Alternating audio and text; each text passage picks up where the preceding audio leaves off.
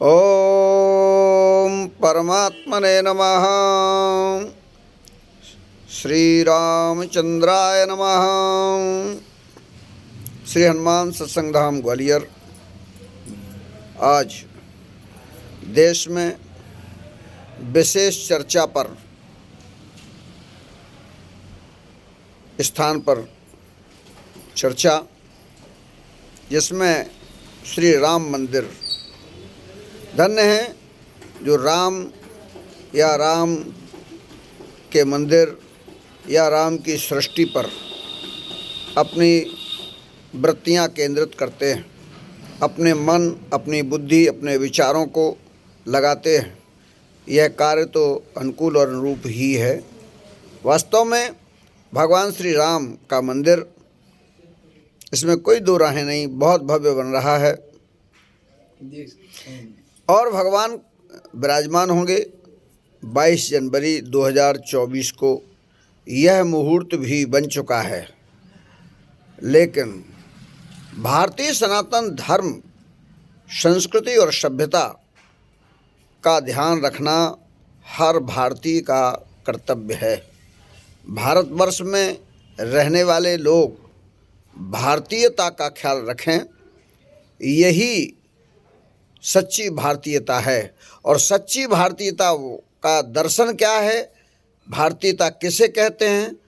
भारतीयता तब है जब भारतवर्ष की महाराज भरत और महाराज भरत दो अलग अलग प्रकार के राजा हुए, एक संत हुए, एक ऐसी संस्कृति हमारे ऋषियों मुनियों ने बनाई, एक ऐसी सभ्यता, एक ऐसा साहित्य, एक ऐसा विधान जो मानव जीवन को ही नहीं अपितु समूची सृष्टि को अनुकूल और अनुरूप चलने के लिए सहयोग करे और स्वयं भी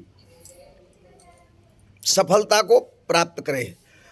चाहे वो धर्म कर्म हो, चाहे पुरुषार्थी कोई भी कार्य हो, वैराग्य हो, योग हो, सेवा हो, सब में अनुकूलता बने और हमें सबको लाभ मिले, यही देवत्व का प्रभाव होता है। ऐसा भारतीय अनुभूति का विषय है। सौभाग्यशाली हम लोग हैं कि 22 जनवरी को भगवान श्री राम की प्राण प्रतिष्ठा होने जा रही है। लेकिन अगर धर्मशास्त्रों का अनुशीलन न हुआ हो, अगर धर्मशास्त्रों की मान्यता का आधार उसमें न बनाया जा रहा हो और अगर शास्त्रोक्त पद्धति से भगवान श्री राम जानकी की प्रतिष्ठा न हो रही हो, तो क्या उसे यह मानना चाहिए कि वह भारत देश है?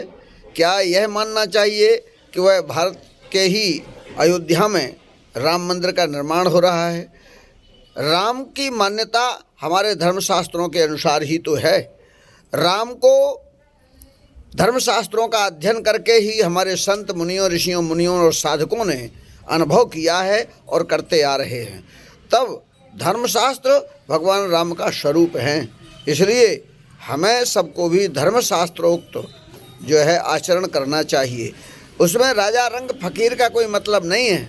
उसमें मतलब तो सबसे बड़ा है, वो है धर्मशास्त्रों के स्वरूप में भगवान का प्रतिष्ठा का क्रम बने, जिससे लोगों को लाभ मिले। साधना करने का अधिकार सबको है। हमारे यहाँ सब ने साधना उपासना सब जाति वर्ण वर्ग के लोगों ने की है, लेकिन पहले वह साधक बनकर, पहले तो साधक की पात्रता, और जब साधक की पात्रता हो तब सिद्धि की पात्रता, और जब सिद्धि की पात्रता हो तो सिद्धि के फल प्राप्त करने की पात्रता प्राप्त हो जाती है।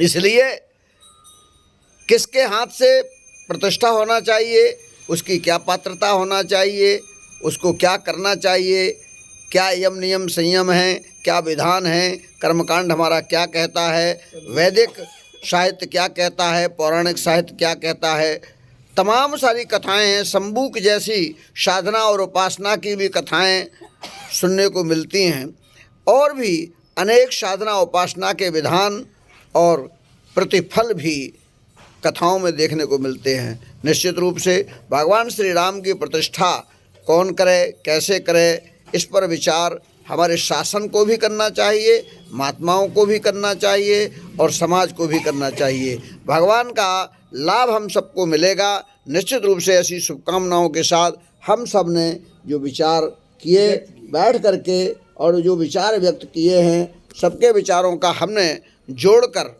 आपके सामने जो प्रस्तुतिकरण किया है, निश्चित रूप से यह हमारी बात भी जन समूह के बीच पहुंचने वाली है और इस पर सब विचार करके अपने विचारों को रखें और फिर भगवान की प्राण प्रतिष्ठा शास्त्रोक्त पद्धति से हो, ऐसी हमारी अभिलाषा है।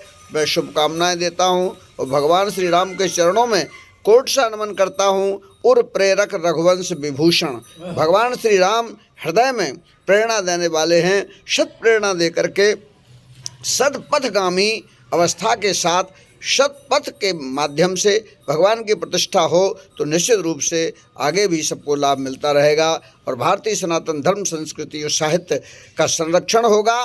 धर्म की स्थापना का यह भी एक चरण है। आइए हम और आप सब मिलकर इसमें अग्रसर हों। शुभकामनाएं।